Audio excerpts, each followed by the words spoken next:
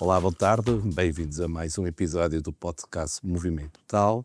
Hoje temos como convidado Yuri Lage. Yuri, obrigado por teres vindo e por ter aceito o nosso convite. Nós no podcast temos, começamos sempre com uma pergunta que é: como é que tu te apresentarias em poucas palavras? Fala-nos um pouco de ti, para as pessoas poderem te conhecer. Em primeiro lugar, obrigado por me ter recebido. Extremamente entusiasmado com a oportunidade e de uma forma assim simples.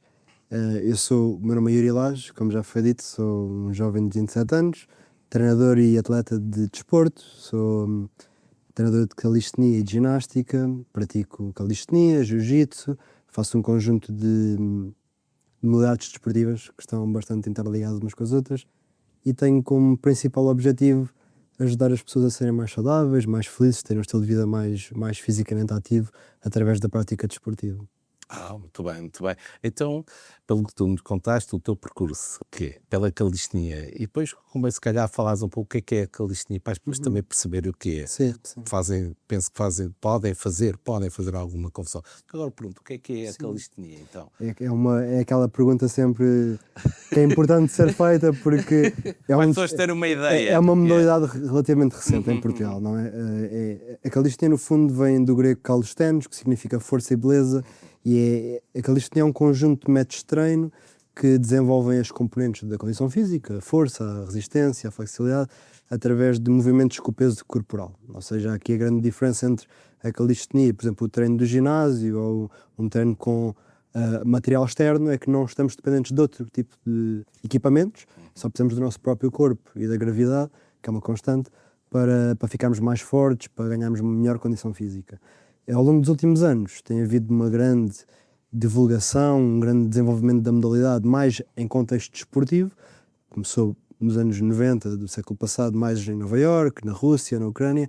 Agora em Portugal também começa a desenvolver-se bastante e por isso acaba por ser ali uma modalidade que tem várias componentes, tal como a ginástica, como o atletismo, como a natação, mas que em suma procura o desenvolvimento do corpo, da mente, do praticante, com o mínimo de recursos externos.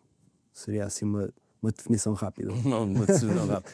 E já agora, aproveitas este tempo, todos podem praticar, todas as idades, explica-me um bocadinho. E diz já agora, isto sem fazer, que nós também não temos aqui nenhum problema, qual é o clube onde tu estás? Claro. Sei que as pessoas não conhecem, é calistenia, mas qual é o clube? Não conhecemos. Fala-nos um pouco disso. Eu sou fundador e presidente do Bar Wings, que é o clube de calistenia aqui das Caldas da Rainha.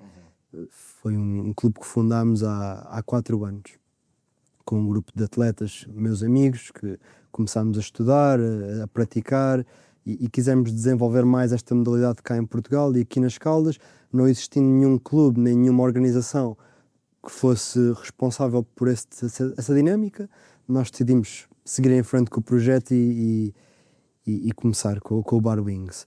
E neste momento, lá está, sou atleta, sou treinador, tenho praticantes nesse clube, já contamos com cerca de 130 praticantes, que é um número considerável, e praticantes desde os 12 aos 85 anos, por isso é mesmo uma modalidade que às vezes ao início pode parecer um pouco intimidante, especialmente porque nas redes sociais vê-se sempre alguns movimentos extremamente complexos de serem realizados, que são realmente difíceis de ser realizados num nível muito alto, mas é uma modalidade muito fácil de adaptar de acordo com a condição física, com a idade, com o nível de cada um, porque não precisamos de ser atletas de competição para tirar proveito daquela modalidade. Posso ser uma pessoa que quer simplesmente perder algum peso, ter um estilo de vida mais saudável, começar a praticar atividade física depois de ter estado vários anos sem praticar atividade física e por isso com a certa supervisão, que também é o nosso papel, é termos um clube com profissionais que conseguem dar uma supervisão adequada e o mais individualizada possível para cada praticante, é bastante interessante e bastante seguro para qualquer pessoa. E já agora os treinos são onde? Para as pessoas também perceberem. Os treinos são no pavilhão Rainha Dona Leonor. Nós estamos de momento a trabalhar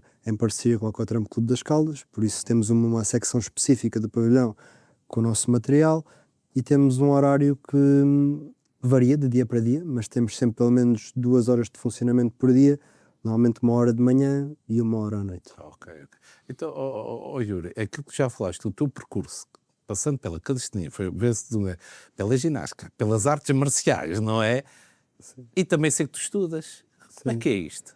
Como é que estas experiências, digamos, te moldaram a tua visão?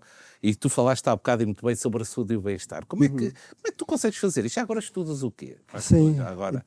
E lá está, é uma história grande, não é? É uma história grande, mas eu nasci numa família de desportistas, por isso tenho 2 pais que são professores de educação física, até na ginástica, e cresci grande parte da minha infância e da minha adolescência no pavilhão dos meus pais, a praticar ginástica, pratiquei um conjunto de outras modalidades, fiz futebol, ténis, badminton, tentei sempre explorar um pouco. O que é que tu não fizeste então no desporto? Não é? Há muitas coisas também não fiz. Há muitas coisas que também não fiz, mas fui experimentando vários desportos, sempre fui uma pessoa fisicamente ativa, sempre gostei muito de desporto e depois a ginástica sempre foi a base, não é? Estava com os meus pais e sempre foi aquele desporto mais prático para eu executar. Depois, quando tinha cerca de 13, 14 anos, descobri a calistenia por acaso, porque os meus pais organizam, através do clube de ginástica deles, um festival internacional todos os anos e temos atletas de vários cantos do mundo que vêm para as Caldas. Então isso foi extremamente interessante para mim, como criança, porque fui tendo várias vivências com vários desportistas, vários atletas de vários cantos e foi assim que conheci a calistenia. Comecei a perceber que muitos atletas de alto rendimento de ginástica usavam a calistenia como uma fonte de treino físico para melhor rendimento na ginástica. E depois comecei a perceber que a calistenia não servia só para ficarmos mais fortes para a ginástica ou para qualquer outro desporto, mas podia ser mesmo em si um desporto e o fim em si mesmo. Claro. Então comecei a pesquisar, comecei a praticar, sempre que tinha a oportunidade de viajar, ia viajar e ia tentar treinar com atletas de vários países, comecei a tirar formações no estrangeiro, workshops, e acabei por me começar a apaixonar imenso pela calistenia, que me foi moldando como pessoa até aos dias de hoje. E depois foi todo um processo bastante interessante, porque quando fiz 18 anos parei de praticar ginástica de todo, comecei a dedicar-me exclusivamente à calistenia e fui estudar Direito. A minha primeira licenciatura é em Direito, porque na altura queria ir para a Polícia Judiciária, queria trabalhar com investigação criminal, ou pelo menos pensava que queria, e é verdade. Ainda não é tarde, tens idade ainda não é tarde, para ingressar lá nos quadros, sim, ficas a saber. É verdade. A questão foi, ao longo desses 4 anos que estive a estudar Direito, fui-me percebendo que a minha verdadeira paixão era mesmo o desporto e a calistenia teve um papel tão importante no meu desenvolvimento e ajudou-me tanto, emocionalmente e psicologicamente, que eu pensei, porque é que eu não posso fazer com que os outros sintam um pouco disto? Claro. Porque é que eu não posso ajudar as pessoas a serem mais felizes através de uma coisa que eu realmente gosto? E por isso, quando acabei Direito, decidi mudar para a área do desporto, começar a tirar os meus cursos e continuar este processo todo de prática e aprendizagem e depois surgiu a oportunidade de fundar o Barwings. As artes marciais também foram sempre uma paixão que eu tive desde pequenino. Comecei a praticar agora mais regularmente jiu-jitsu há cerca de ano e meio, que também tem sido toda uma outra aventura extremamente construtiva para mim, a nível pessoal. Mas é basicamente isto. Neste momento tenho 27 anos, estou a tirar uma segunda licenciatura, desta vez mesmo na área do desporto, com o objetivo de ganhar mais ferramentas, mais conhecimentos e conseguir ter mais capacidade para ajudar os meus clientes, os meus praticantes no meu clube. Engraçado, e isso eu te perguntava, é como é que tu consegues então mudar a tua vida sobre o saúde e o bem-estar? Como é que tu com esta... Tu és um workaholic quase, quer dizer, fazendo desporto, não é? Estás a fazer, estudas direito, agora quero ir tirar desporto, dizer, não é? É difícil. Como é que tu consegues gerir isto? Como é que é? Tens algum planeamento? Fazes por prazer e por gosto? Tu sempre te preocupaste, e tu acabaste de dizer a questão da saúde e do bem-estar, pelo que me apercebi, sentes-te bem a estar a fazer isso? Sim, sim. Isso é de louvar. Agora, leva-me aqui a outra pergunta, que é, tu falaste aí bem, és presidente, treinadora e, pelo que eu percebi, também atleta do clube, não é? Sim. E quando tu me falaste aí que tens pessoas, já tens 130 atletas, não é? Clientes, pronto, chamamos atletas, clientes, podemos chamar isso. Há uma coisa que eu gostaria de saber, é qual é o maior erro que se comete, que as pessoas cometem quando começam a treinar? Na tua ótica, tendo em conta que tu já tens uma vasta experiência de desportos. O que é, para ti, neste caso, a tua opinião, não é? Sim. Então, voltando um bocadinho mais atrás, Sim. eu acho que é importante dizer uma questão, que é quando eu estava nesta fase de Direito, esta fase de Direito foi uma fase difícil, porque é um curso extremamente exigente e eu, lá está, não é que tenha ido para Direito por uma questão de pressão familiar ou social, mas foram anos complicados. E esses anos complicados foram complicados a nível psicológico, a nível da minha saúde e do meu bem-estar, que era isto que o Filipe estava a falar. O que é que me ajudou a manter-me saudável, manter-me psicologicamente são? O que é que me dava coragem para acordar todos os dias e seguir os meus objetivos, lutar pelo aquilo que queria? Foi a calistenia. A calistenia deu-me muita força e muita confiança, muita coragem para lutar ao longo dos anos e para me desenvolver como pessoa. E esta é a questão que toca na parte da saúde e do bem-estar, que é, quando pensamos na calistenia, pensamos num desporto físico. Sim. Mas não é só físico. O físico, hoje em dia, para mim, é uma consequência. E é muito mais importante do que a parte física, é a parte psicológica, social, humana, especialmente quando estamos inseridos num clube e temos pessoas com quem gostamos de treinar, com quem gostamos de estar. Isto para tocar um pouco também naquela questão que o Filipe disse, que é tirar 2 licenciaturas, trabalhar, tirar cursos. É difícil, é uma vida corrida, mas sou feliz e tento aproveitar ao máximo o dia-a-dia, mas sem dúvida que tudo isso é feito com muito amor, com muita paixão, com muita disciplina, mas essa disciplina e essa força de vontade e essa capacidade de trabalho também vem muito daquilo que o desporto e a calistenia que a ginástica me ofereceram e me deram ao longo dos anos. E depois tocando na segunda pergunta do Filipe, que era em relação ao principal erro. O principal erro que eu acho que a maior parte das pessoas comete, não só quando começa a praticar calistenia, mas a maior parte dos desportos, é às vezes a dificuldade que as pessoas têm em estabelecer objetivos realistas. Ou seja, aqui é a gestão das expectativas. Isto é uma questão muito importante e cada vez é mais importante no contexto em que nós vivemos atualmente, porque vivemos com as redes sociais e há aqui toda uma certa propaganda, uma divulgação de informação que às vezes nem sempre é mais correta ou mais adequada para o público das redes sociais e eu acho que é importante tocar muito neste assunto, que é as pessoas conseguem alcançar grandes coisas, grandes feitos. Eu acho que todos nós conseguimos alcançar grandes objetivos e sermos extremamente bem-sucedidos na vida, mas quando estamos a falar da prática desportiva, da prática calistenia, eu acho que é muito importante sermos realistas e termos uma boa criação de objetivos, de expectativas realistas, estratégicas. Eu acho que isto às vezes é difícil, porque olhamos para o Instagram e para o TikTok, temos sempre pessoas a fazer mais e melhor do que nós e achamos que vai ser fácil alcançar A, B ou C, quando na realidade alcançar A, B ou C demora muito mais tempo e é muito mais complexo do que nós pensamos à primeira vista. Por isso, novamente, como é que nós podemos tentar combater um bocadinho este erro se calhar mais comum, tendo apoio profissional, às vezes tendo apoio profissional em várias áreas, multidisciplinares, mas quando nos inscrevemos num clube, num ginásio, quando temos o apoio de um personal trainer, quando temos apoio familiar ou de amigos chegados que se calhar têm mais experiência do que nós em alguma área, acho que é bom adotarmos aqui uma abordagem, uma perspectiva mais controlada e se calhar sem querer estabelecer metas demasiado altas logo ao início. Começar de uma forma sustentável, progressiva e fazer algo que dê espaço de manobra para progresso. Tu focaste em um aspecto bastante interessante que me leva a outro aspecto que também é preocupante e hoje em dia está muito, infelizmente, na moda, que é qual é o verdadeiro impacto no desporto, e tu falaste aí, na saúde mental.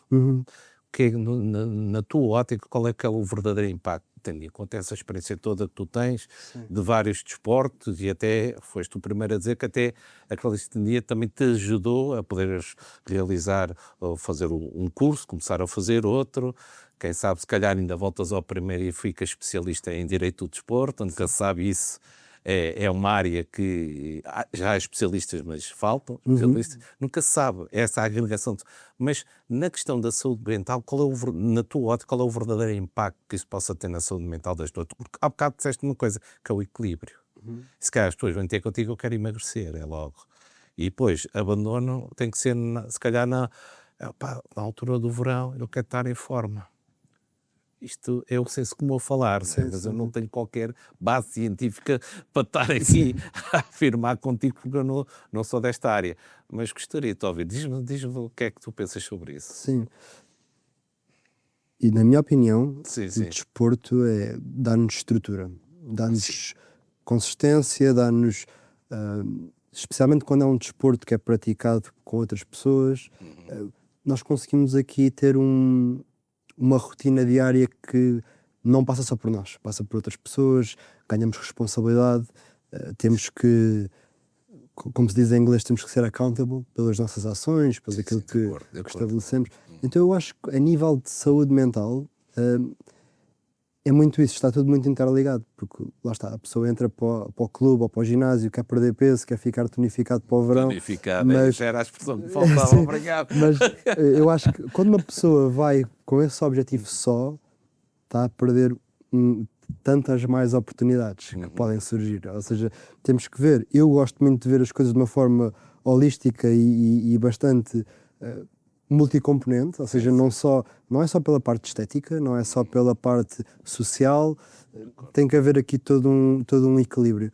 E eu acho que o que é que o desporto nos dá? Eu acho que dá-nos essas oportunidades, acho que conseguimos. Uma criança, quando começa a praticar desporto, começa a ter responsabilidades, começa a perceber que, ok, isto não é só ir para a escola estudar, fazer os trabalhos de casa, também tenho que gerir o meu tempo livre, que se calhar até é pouco, com a prática desportiva. Começamos a perceber que na vida temos que fazer escolhas, mas também temos de conseguir ser estratégicos com o nosso tempo e ser responsáveis pelas nossas decisões, e por isso tudo isso acaba por nos começar a moldar como pessoas. E acho que isso começa cedo, quando somos crianças, e as pessoas que não tiveram a oportunidade de praticar desporto quando eram crianças, nunca é tarde, porque lá está, como já falámos, não é só calistenia, temos um conjunto de vários desportos que são bastante acessíveis para qualquer faixa etária e que nos podem beneficiar em qualquer fase da nossa vida. E acho que é muito por aí, é juntar o físico, é juntar o social, o psicológico, e acho que só assim é que conseguimos realmente uma saúde plena. De facto, o que tu disseste tem toda a razão, e isso leva-me, e tu já antecipaste, eu ia querer fazer aqui uma pergunta também, que era a questão do equilíbrio, da consistência, o equilíbrio, a disciplina. Tu acabaste de dizer isso, que é para manter um estilo de vida saudável a longo prazo, quais são, digamos, as premissas que a pessoa, o atleta, o indivíduo possa ter, para além da disciplina. E tu acabaste por me dizer algo, mas gostaria que me pudesses desenvolver mais, porque estás a entrar aí por caminhos que estás-me a dar aqui a assuntos que podemos estar aqui a falar aí umas horitas. Mas não podemos. Sim. Não, mas é o que o Filipe disse. Temos aqui 3 componentes, não é? Temos a componente da disciplina, temos a componente do equilíbrio, temos aqui a componente da equilíbrio. Era a disciplina, a consistência e o equilíbrio. Sim, ou seja, lá está, temos aqui um triângulozinho, não é? Disciplina, equilíbrio e a consistência. Eu acho que a disciplina é extremamente importante porque todos nós temos dias mais fáceis, dias mais difíceis, todos nós temos momentos em que subimos e descemos, e acho que a disciplina é importante porque ajuda-nos a continuar o caminho, mesmo quando estamos lá em baixo, mesmo quando temos menos energia, menos quando temos um dia mais difícil. A disciplina acaba por nos dar ali alguma força extra. O equilíbrio ajuda-nos a cometer excessos, ajuda-nos a evitar cometer excessos, é essa a palavra que eu queria dizer. Sim. Porque quando falamos em saúde, alto rendimento desportivo é uma coisa, saúde é outra. E se nós quisermos ser saudáveis, eu acho que é importante perceber que tem realmente que haver um equilíbrio. Não é o cliente quer entrar para o ginásio ou quer entrar para o clube, quer perder peso, tá bem? Mas não vai parar de comer durante uma semana inteira só para perder peso rápido. Quer dizer, temos que escolher aqui um caminho que seja sustentável, que seja equilibrado, que seja feliz também para o cliente conseguir manter a longo prazo. Mas depois a consistência acho que é a chave aqui, porque pode haver disciplina, pode haver compromisso, pode até haver equilíbrio, mas se a pessoa não conseguir aplicar aquele comportamento, aquelas atividades, aquelas ações de forma consistente a longo prazo, os resultados podem vir, mas depois vão embora também. A forma como nós conseguimos manter bons resultados a longo prazo depende muito da consistência. Por isso eu acho que este triângulozinho da consistência, do equilíbrio e da disciplina é extremamente importante. Eu acho que por vezes não vai haver sempre equilíbrio, porque nós somos humanos e cometemos erros. Às vezes a disciplina vai mais alta ou vai mais baixa, mas é importante existir. Eu acho que aqui o segredo, o mais importante seria consistência. Consistência naquilo que fazemos, porque se não houver essa consistência, lá está. Os resultados vêm, vão e a longo prazo a coisa não se torna sustentável. Ok. Bem, vamos fazer aqui uma pequena pausa, voltamos já a seguir. Fora da Caixa, a rádio 100% positiva, 24 horas por dia. Bem-vindos novamente e vamos continuar. Hoje temos aqui em estúdio Yuri Lage. Yuri, mais uma vez, obrigado. Então, Yuri, outra pergunta. Como é que concilias a performance, a prevenção de lesões e o bem-estar? Onde é que está o limite em que tu queres evoluir ou exageras? Porque as pessoas, pelo que me apercebo, quando procuram, não só na calistenia, mas também noutras áreas, querem perder peso, querem estar tonificadas, mas num curto espaço de tempo. E depois passa esse objetivo e perde-se, volta tudo, e se calhar ainda pior. Como é que se consegue conciliar isso, sendo tu, não se chama um catedrático, mas uma pessoa que lidas com isso diariamente a nível do desporto? Sim, olha, o primeiro passo, na minha opinião, é ter um bom planeamento. Okay. Sem um planeamento é muito difícil, não é impossível, mas é muito difícil conseguirmos alcançar grandes resultados que sejam sustentáveis. E é mesmo eu gosto muito de usar uma analogia, que é, se estivermos a conduzir num carro no meio do deserto sem GPS, podemos ir parar a qualquer lado, vai ser tudo um bocadinho aleatório. Mas podes-te orientar pelo sol, podes-te orientar pelo sol. Se conseguires orientar pelo sol. Se conseguires, também é verdade. Há toda uma arte nesse sentido também. Ou seja, é a mesma coisa que o treino, quer dizer, eu posso também treinar sem planeamento, posso conseguir orientar-me pelo que sinto, mas aquilo que eu sinto é muito subjetivo e varia muito de dia para dia, e por isso, tendo um acompanhamento profissional e tendo planeamento que nos consegue ajudar a ver sinais de desgaste, a ver sinais em que realmente, se calhar naquele devia ter feito um bocadinho mais e não fiz, fiquei ali um bocadinho aquém. Eu acho que ter um bom planeamento inicial dá-nos uma guideline, dá-nos um template e conseguimos a partir daí começar a construir de forma muito mais sustentável, porque este é o ponto. O Filipe deu o exemplo da pessoa que quer perder peso, perde peso muito rápido, consegue aquele objetivo a curto prazo, mas depois volta tudo à estaca zero. Aí não houve o tal equilíbrio, como já se falou neste podcast. Havendo um plano, e havendo um plano que seja sustentável e progressivo, seguindo os princípios do treino, como qualquer treinador deve fazer, isso dá margem para que haja progresso. Se calhar o progresso é um bocadinho mais lento do que as nossas expectativas iniciais previam, mas é progresso bom, é progresso real e é progresso que é sustentável a longo prazo e que nos evita voltar à estaca zero. Agora, há aqui uma grande questão que é, temos que distinguir também, e o Filipe falou na performance, existem vários tipos de performance. Às vezes uma pessoa, quando quer alcançar um alto rendimento desportivo, às vezes é preciso fazer escolhas. Às vezes nem sempre aquele método de treino ou aquele resultado competitivo vai ser em si saudável. Agora, se o nosso objetivo for simplesmente sermos o mais saudáveis possível e ter os melhores resultados possível, aqui eu acredito mesmo que é uma questão de um bom planeamento, encontrar um equilíbrio e ter paciência, porque às vezes esse é o nosso inimigo. Nós somos seres impacientes, nós queremos resultados rápidos e por isso às vezes devagar vai só longe e de forma mais eficaz. E então, e na prevenção das lesões, tendo em conta o desporto que tu praticas, que não, vamos ser claros, não é, digamos, é preciso ter alguns cuidados, claro penso eu, não é? Claro que sim. É que tem um esforço. Claro que Conta-nos sim. um bocadinho sobre isso. O que é que tu achas? Qual é a tua ideia sobre isso? A prevenção de lesões é um tópico grande. Inclusive, no ano passado, há 2 anos, fizemos um workshop sobre esse tópico, porque existem lesões preveníveis, existem lesões não preveníveis. As lesões não preveníveis nós não conseguimos fazer muito em relação a isso. Acontecem, faz parte da vida e só quem não pratica desporto é que não está sujeito a essa lesão.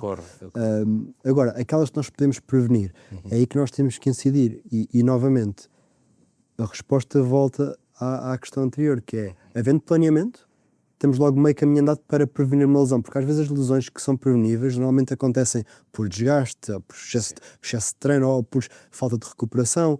Isso às vezes acontece porque a pessoa não está consciente das variáveis do treino, das variáveis da recuperação. Existindo um bom planeamento de treino, a pessoa consegue prevenir que haja aquele excesso de fadiga extra, que haja aquele excesso de inflamação em determinadas articulações. Sim, sim. Por isso, novamente, um bom plano pode ajudar nesse sentido. E depois, eu acho que cada vez mais estamos a caminhar, e eu acho bem, para um trabalho multidisciplinar. Eu sou profissional do desporto, sou treinador, mas eu não sou fisioterapeuta, não sou osteopata, não sou nutricionista. Posso dar alguns conselhos de nutrição e tenho conhecimento e formação nesse sentido, mas eu não posso substituir outros profissionais da área da saúde que devem trabalhar em equipa comigo. Por isso, um atleta ou um praticante que queira maximizar resultados e ter a melhor saúde possível, acho que deve procurar este trabalho multidisciplinar. Não é só ir ao ginásio, não é só ir ao clube treinar, é ter o cuidado com a nutrição, é ter o cuidado com o repouso, com o descanso, com o sono, se for possível ir ao fisioterapeuta, ir ao osteopata, ter cuidado com algumas análises que devem ser feitas regulares. É todo um trabalho multidisciplinar que eu acho que deve ser feito e que nem sempre se dá a devida atenção. Eu acho que se essa atenção for dada, e se tivermos o sono em dia, a recuperação em dia, a alimentação em dia, às vezes a suplementação em dia, porque às vezes a suplementação também faz falta e hoje em dia nem sempre conseguimos obter os nutrientes que sequer há uns anos conseguimos, através de uma alimentação variada. Eu acho que se todos esses pontos estiverem a trabalhar na equipa, é mais fácil prevenir lesões, apesar de, lá está, nem sempre ser possível preveni-las totalmente, mas conseguimos fazer um bom trabalho nesse sentido. Não, eu concordo contigo. A questão que se põe é que as pessoas tens aí então um problema no teu clube. No futuro tens de começar a ter essas valências todas, pelo menos É o objetivo é esse. Teres um fisioterapia, teres um osteopata, sei lá, teres um fisiatra, o que seja, um nutricionista, e se calhar no futuro, que já se faz no futebol, começar a ler os dados das pessoas. Não é? Eu acho que quando corre, qual é a quantidade de distância percorrida, o esforço que faz, está a iminência de ter rupturas ou não, mais musculares, porque as traumáticas, como tu sabes, eu não sou entendido na matéria, chega ao pé de ti, aleijas-te, levas uma cacetada, olha, pronto, parti, não é? Que essas são, digamos, as que também pode acontecer, mas isso leva-te, eu estou a ver que o teu clube no futuro vai ser um clube... Mas a tendência dos clubes é para isso. É o sonho, eu acho que sim. As tendências dos clubes é para isso. Então agora leva-me aqui a perguntar-te outra coisa. Sendo tu presidente, sendo tu de um clube de calistenia, atenção, és presidente e também és atleta, como é que tu consegues e tens tempo para liderar as pessoas aí, a liderar as pessoas no desporto? Como é que tu consegues isso?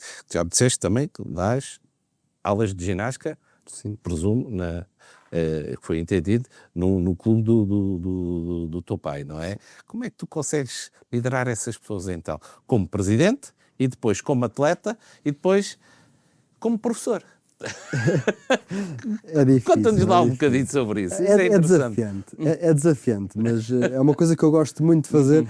Eu se calhar era interessante falar com outras pessoas em situações semelhantes à minha, conheço poucas, mas... faço com muita paixão o que faço. Faço com muita paixão. A parte desportiva, competitiva, pessoal, acho que até é um pouco mais fácil de lidar, porque sou eu mesmo. Não é um desporto coletivo, é um desporto individual.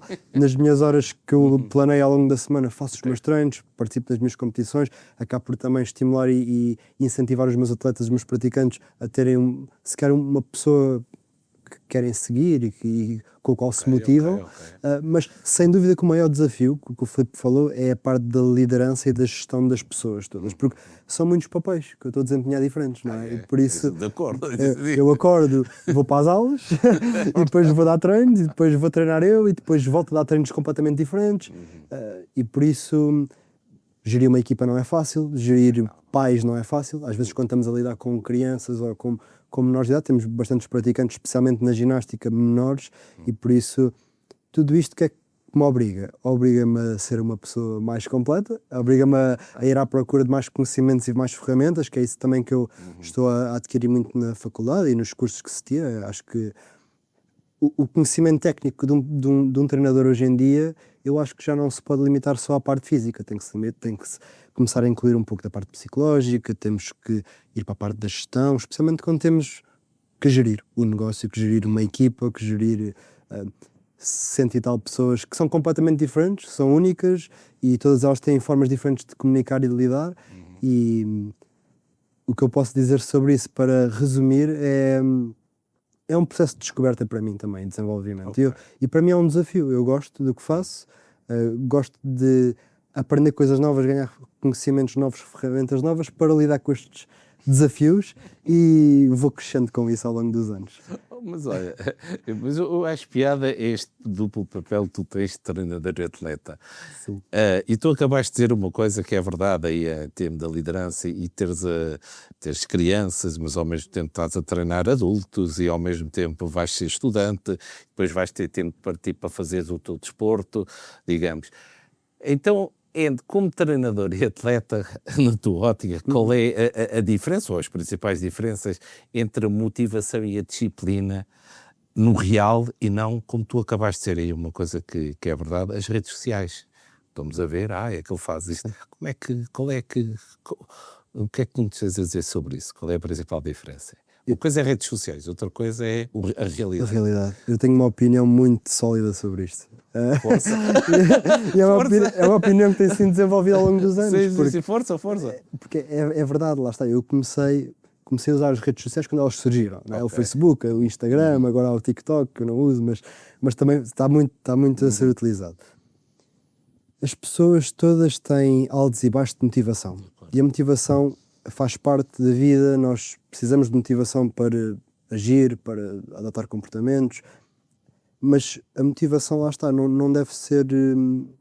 A motivação não nos deve definir, nem deve definir as nossas atitudes, porque hoje estou muito motivado, vou treinar imenso, se calhar até quero treinar mais do que aquilo que o plano de treino me diz, mas depois isso pode-me trazer também consequências negativas para o meu planeamento de treino e para a minha gestão de energia. Sim. Eu acho que a motivação existe, está lá, podemos aproveitá-la quando ela está lá alta, mas a disciplina é o mais importante, porque a disciplina vai fazer com que nós nos comportemos quando a motivação não está presente. E se nós queremos, lá está, alcançar bons resultados, ter resultados a longo prazo que são sustentáveis, ter sucesso independentemente de que desporto ou carreira é que temos, não podemos estar dependentes de uma coisa que vai e vem. Temos que ter princípios, temos que ter hábitos, e esses hábitos, esses princípios, essas ideologias vêm muito da nossa disciplina diária. E por isso eu gosto muito da disciplina. Gosto muito de...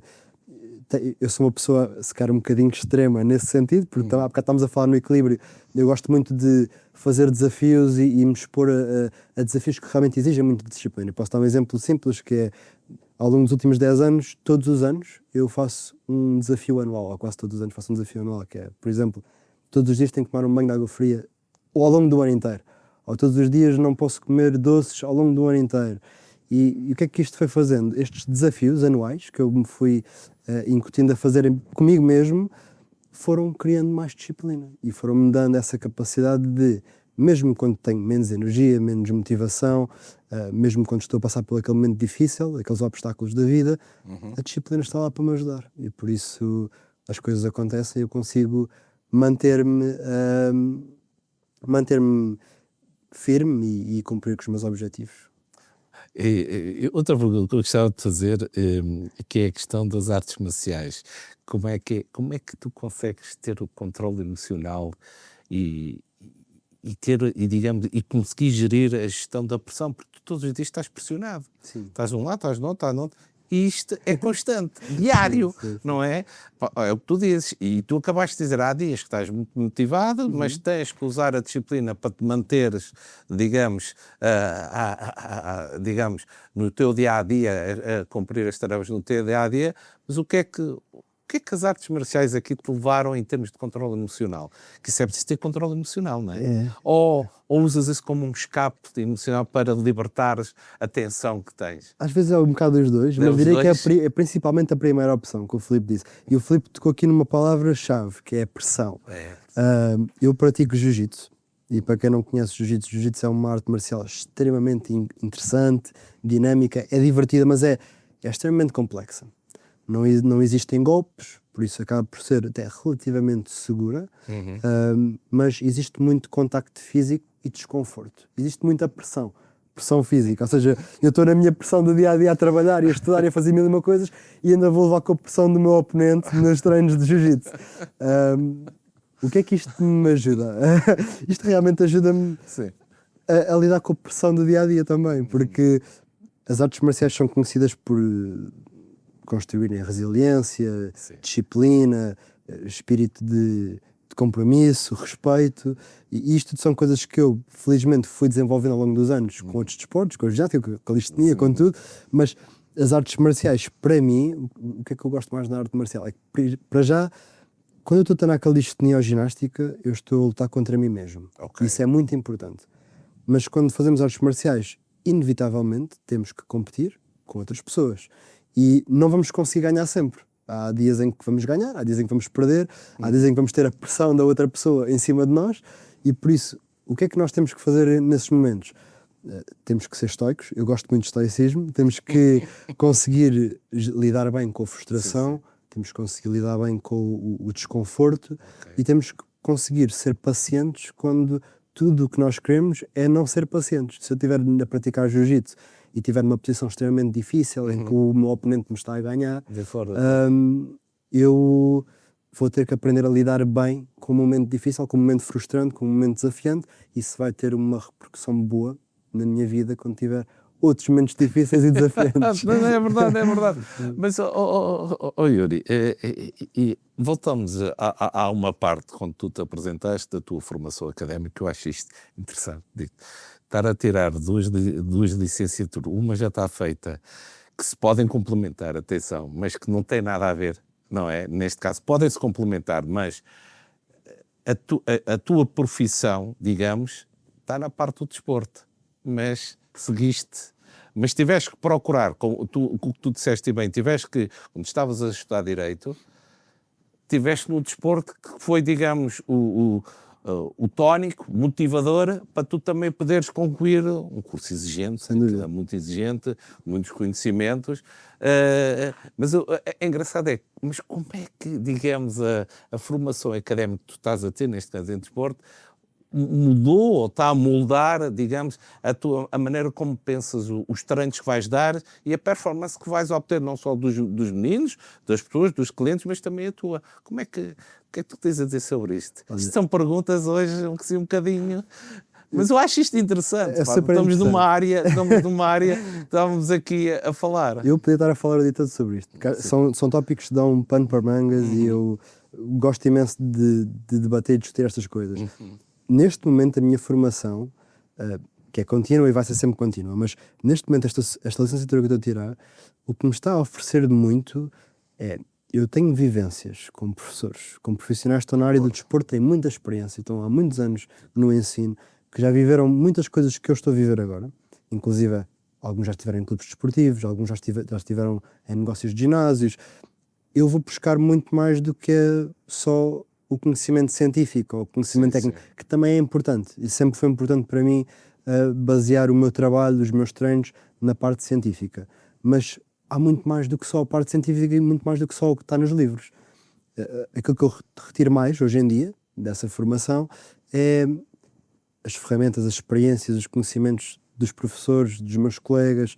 Eu tenho o privilégio de, como já estou a trabalhar na área, ao contrário dos meus colegas, eu aprendo uma coisa hoje na faculdade e vou aplicá-la logo no ginásio. Ok. E isto é uma coisa que para mim tem sido super transformador, que é, todas as semanas eu dou matéria ou dou casos pertinentes na faculdade e consigo aplicar diretamente essa informação com os meus clientes, com os meus praticantes, às vezes sem eles saberem.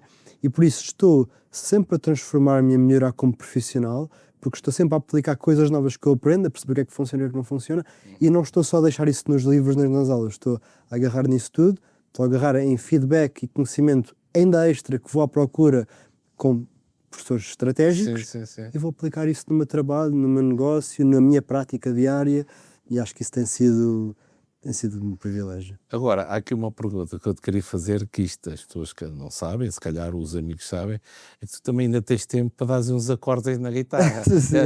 Explica-me lá isso. Como é que ainda tens tempo para pegares numa guitarra, fazeres os acordes e tocares umas músicas? Não sei se tens uma banda, ou já tiveste, ou de vez juntas aí os amigos e vais fazer... Explica-me lá isso, pá. Como é que fazer isto tudo? Porquê é que fazes isso? Por gosto, penso eu, certo? A música tem sido sempre uma paixão grande na minha vida. Tocar guitarra tem sido sempre uma grande paixão para mim. Comecei a tocar guitarra com 13 anos, já lá vão 14 anos. nesta fase da minha vida, não tenho tanto tempo para dedicar à música como já tive, ou como gostava de ter. Tenho que se fazer escolhas. Mas a música foi uma coisa que sempre me moldou muito, que sempre me ajudou muito, também a nível de saúde psicológica, sempre fui muito feliz a tocar guitarra, a fazer música, já tive as minhas bandas, já tive os meus projetos, já gravei os meus CDs, tenho 8 CDs gravados em minha casa de músicas originais. Eu não sabia, essa desconhecia. Nunca os divulguei, porque foi música que fiz para a minha mulher, para a Catarina e para mim, mas a música sempre esteve muito presente. Agora, hoje em dia... Há projetos que vão surgindo, ainda agora há poucos meses dei um concerto a solo, partilhei algumas das minhas músicas com amigos e com família, mas eu acho que a música para mim é das minhas maiores paixões, por isso é uma coisa que eu não abdico. Nesta fase da vida está um bocadinho em plano B, porque às vezes saio de casa às 8 ou 9 da manhã, chego a casa às 11 da noite, mas tocar guitarra é uma grande paixão e gostava se cá no futuro, quem sabe, se tenho mais tempo. Ainda vais fazer um concerto, ainda temos que ir apelar às agentes das Caldas, ainda vais tocar nas festas da cidade. Pode ser que sim, talvez. E num bar aí conhecido, não é? Pode ser também, que se arranje a apesar de não oportunidade. teres tempo, mas para isso ainda arranjas um tempinho. De vez em quando junto-me com amigos e engraçado. às vezes vou para a rua tocar também por diversão e faço uns concertos em alguns bares. Agora estive também ali no Malaica, que é um bar com música ao vivo regular e tem sido interessante porque apesar de, a nível prático, não dedicar tanto tempo diário quanto se calhar gostava à música, como são tantos anos de prática e de investigação, eu sinto-me extremamente confortável com a guitarra para tocar quando for preciso, seja sozinho, seja com grupos. Yuri, nós estamos a terminar, mas há aqui uma pergunta que nós costumamos fazer e na tua ótica, o que é que ficou por dizer nesta conversa que tivemos? É bastante agradável. Eu acho que foi bastante agradável, foi bastante rica a conversa. O que é que ficou por dizer? Conta-me lá. O que é que tu gostarias de ter abordado nesta mais outros assuntos? Conta-me. Eu acho que nós abordámos, em geral, muitas coisas que eu gostava de ter abordado. Por isso, acho que... Claro que há sempre coisas que ficam por dizer, há sempre mais que se pode falar, mas se eu tivesse que escolher aqui um tópicozinho extra para fechar... eu gostava de desafiar as pessoas que estão a ouvir este podcast para... Ouvir e a ver. Sim, ouvir e ver. Não, mas eu vou desafiá-las para terem coragem para seguirem sonhos, para seguirem objetivos e para não se esquecerem que às vezes a coragem, a força e a determinação para alcançarmos grandes feitos na vida, seja em que área for, podem vir muito também daquilo que nós ganhamos com a prática desportiva. Por isso, eu sou uma pessoa extremamente feliz. Sinto que estou a conseguir alcançar os meus sonhos, os meus objetivos na vida. Tenho muito para alcançar ainda, mas sinto que realmente esta carreira toda, este percurso todo da ginástica, calistenia, artes marciais, isto tem-me moldado muito, muito a nível psicológico e emocional e espiritual. E há muita gente, eu tenho essa tendência de conhecer, que também é o meu trabalho, conheço muita gente que quer praticar desporto, quer praticar atividade física, não sabe para onde é que há de começar, se calhar não se associa a ginásios, se calhar não se associa a clubes desportivos ou a desportos coletivos, e eu desafio as pessoas que estão a ver e a ouvir para irem experimentar treinar, seja no Barwings, calistenia, seja em qualquer outro sítio, encontrar um grupo de amigos, encontrar um ambiente confortável para poderem praticar atividade física, porque pode realmente ser... pode ter um impacto muito, muito grande, não só na saúde física, na saúde psicológica e até na força que nós podemos ganhar para seguir os nossos sonhos e os nossos objetivos de vida. Por isso, quem está a ver este podcast, se tiver interesse em ir ao Barwings, treinar um bocadinho, conhecer a malta que faz calistenia, é um ambiente extremamente acolhedor e muito, muito confortável. Nós temos um grupo muito dinâmico e muito variado de pessoas e de treinadores e estão todos convidados para ir fazer um treininho de calistenia. Fica aqui o reto. E obrigado pela oportunidade, por teres vindo. Foi ótimo. Finalizamos mais um episódio, voltamos para o próximo episódio. Esperem por novidades. Até lá. Obrigado.